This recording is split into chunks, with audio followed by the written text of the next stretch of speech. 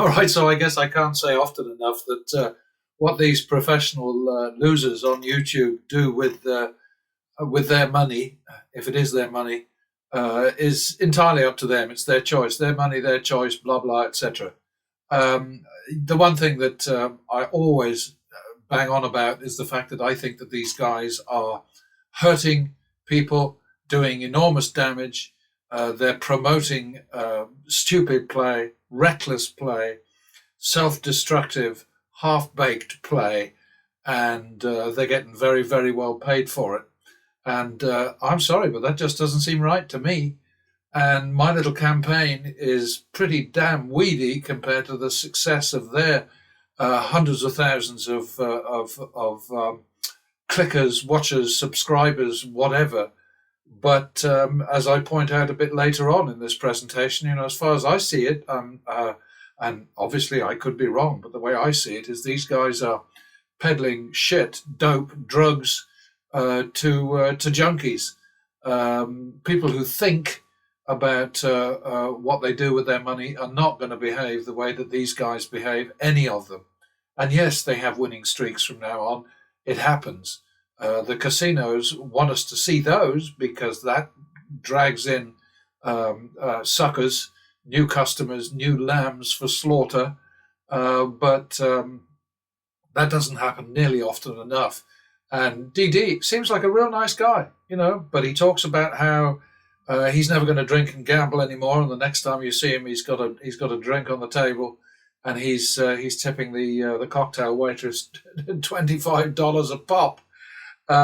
Complimentary cocktails is obviously not a phrase that he's familiar with, but I think it's great that they can tip these people as much as they do, but I wouldn't do it because you need ammunition, and throwing it away by leaving $1,000 tips on the table or enormous amounts of money just doesn't help you. You've got to be able to ride these ups and downs of these games, and giving your money away is not going to help you unless, of course, you know that you can't lose at the end of the day because money's going to come flooding in from Google and it's going to fatten your bank account regardless of what happens to you at these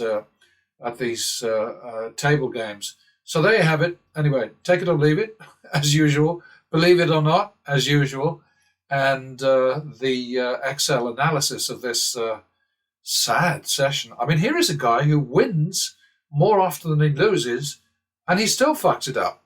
So, that takes a special kind of talent, don't you think? I mean, it's really quite amazing.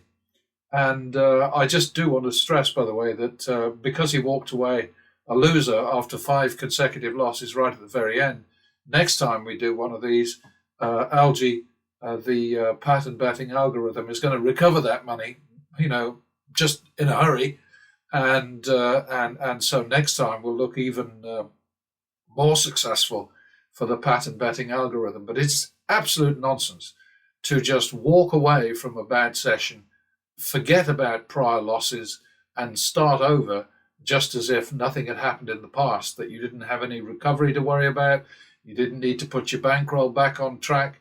You just keep throwing money into that dealer's tray, because basically that's what you're there for. That's your job, is to teach people bad habits and to have fun while being extremely stupid.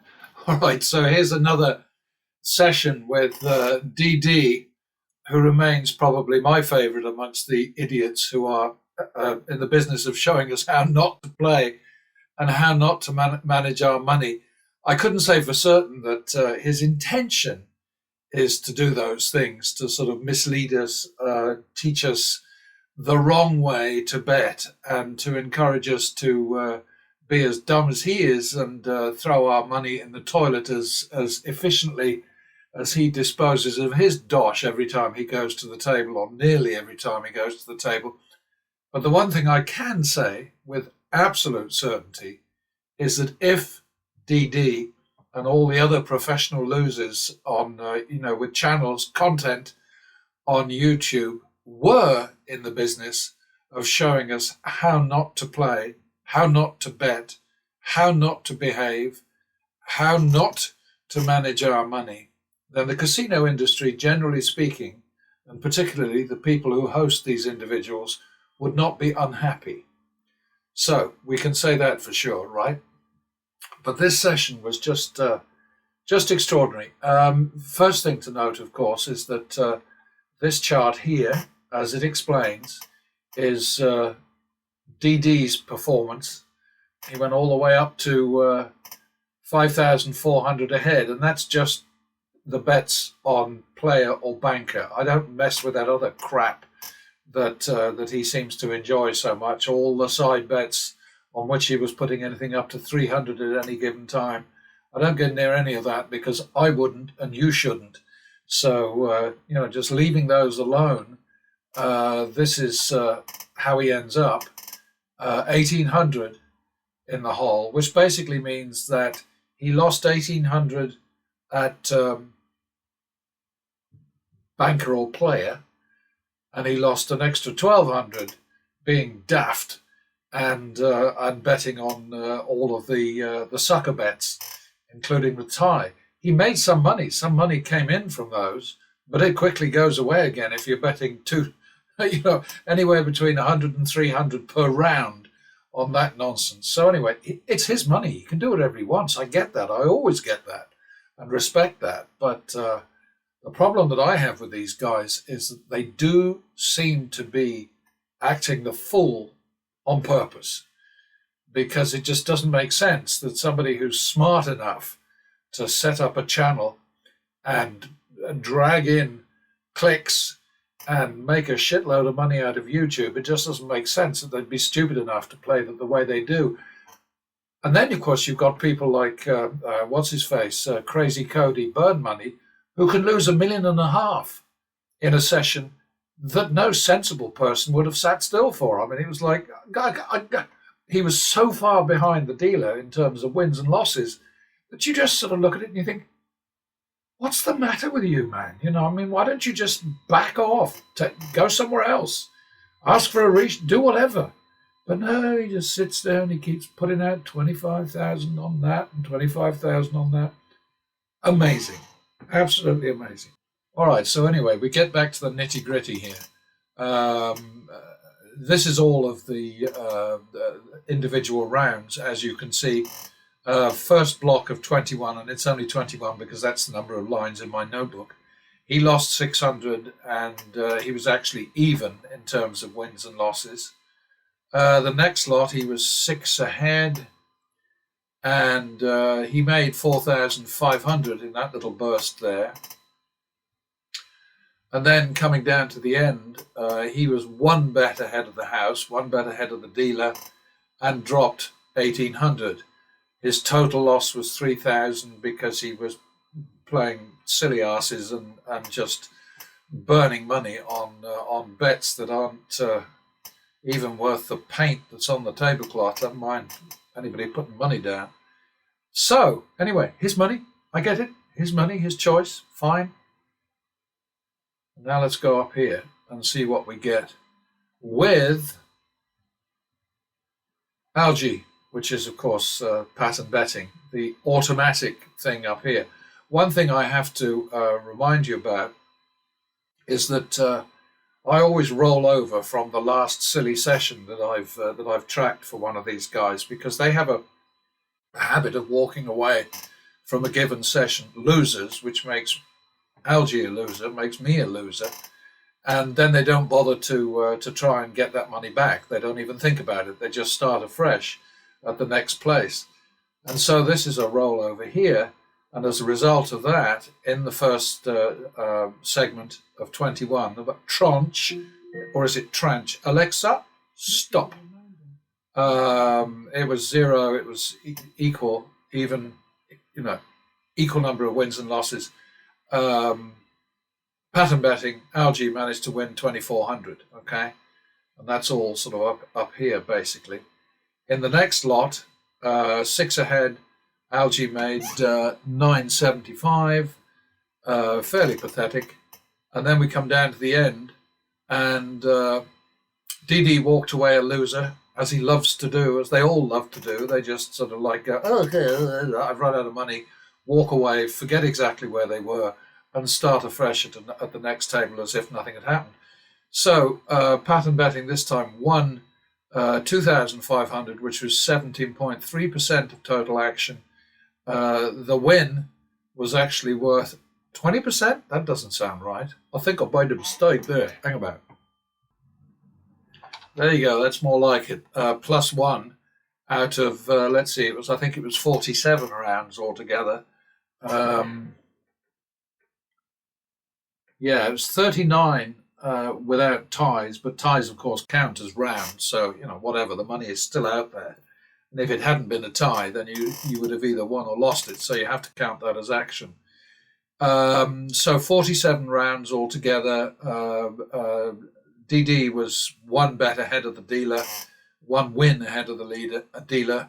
So that's 2.1%. And Algae turned that into plus 2,500 or plus 17.3%. And with this rollover, and I'll roll it over to the next Baccarat session for our friend DD, you'll see a big jump for pattern betting, because that's the way that it works. And it's really kind of fun to see these guys, playing their roles and saying, well, let's look at the board and see what the pattern is and see what the trend is and all the rest of it. Absolute bullshit. Absolute bullshit. The board doesn't tell you anything to help you. Nothing whatsoever. That's why it's there. It's there to confuse and discombobulate and otherwise baffle and bamboozle you. It's just meaningless. It's a fairly expensive toy is what it is. But of course, it's a good bet for the casinos, because people actually do look at that and say, oh, okay, so let's jump on that trend or whatever. And that's not what we're doing. And I'm sorry about the coughing and all the rest of it. I went away for Christmas and I think I caught something. Never mind. Anyway, here we are. This is pattern betting up here. And this is the AV, which turned out as being after 0.47, it was plus one. So it's 1/47th, which is whatever I said, 2.1%. And here is pattern betting, waiting patiently for the next shot at turning around and making some money. I have to say about DD, he remains, I think, the most entertaining of all the weirdos who are doing this on YouTube, and I perhaps should count myself among them, since I'm doing it too, and I've got an audience that doesn't even justify what I'm doing. But let me just explain. If I only get a couple of dozen people scratching their heads and thinking to themselves, wait a minute, we don't want to bet like DD or Crazy Cody or Dana White or Vegas Matt or Bretsky or Bluffin' Bob or any of those paid promoters for the gambling game. Don't want to do that. We want to win. And if it's only a couple of dozen people that, then, as I say, stop and think, then I've done my job. I would love it if it was 4 million or something stupid like that, but it's never going to be, because basically what happens with YouTube, with these gambling channels, is they are peddling dope to dopes, or slightly less rudely, dope heads. I mean, that's how it is. Nobody who thinks can possibly be entertained by watching somebody betting badly, behaving badly, drinking stupidly, doing dumb things, blowing $1.5 million away, or whatever. I finally got around to stopping every so often to clear my throat, because that's what I should do. If I were kind and better at running these things, I would do that all the time. But that's too much for me to cope with. What I am concerned with is just showing you folks out there, this is not the way to bet baccarat, to bet blackjack or whatever. I'm mostly concerned with those two games because the rest of them have got too high a house edge. But, that's up to you, obviously. Your money, your choice, in the same way it's DD's choice or not. And he does seem like a decent guy. He gets a little dumb sometimes. He's human. He tilts. I can't see how he's making enough money to lose as much money as he does lose, but I'm not his accountant, so that's none of my business. And I do want to say once again how much I appreciate the work that his buddy Kyle does as his editor and videographer, or vice versa, because he really does do a super job in all directions. He's not like the sort of the jerks who film for um, some of the other guys who sort of like seem like they've been hitting the sauce and tripping over their feet, and you get sort of blurs and bumps and it's murder. So Kyle, thank you once again, and same to you, Dalton, Degen Dalt. I appreciate what you're doing, and I'm sure the casinos appreciate it too, because you are teaching people very, very stupid, very bad habits. But hey, you're getting paid for it, so kind of understand in a sort of way.